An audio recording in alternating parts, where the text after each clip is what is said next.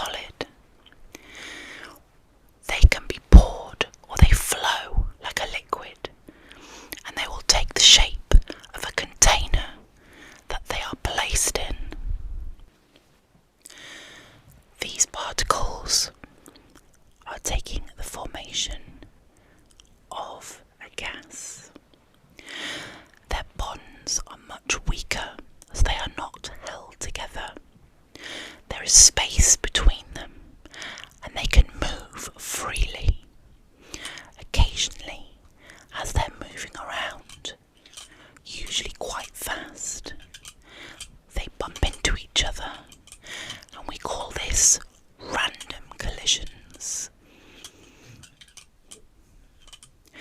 Because there is space in between the particles of a gas, that means we can push them closer together, which means the particles in a gas can be compressed,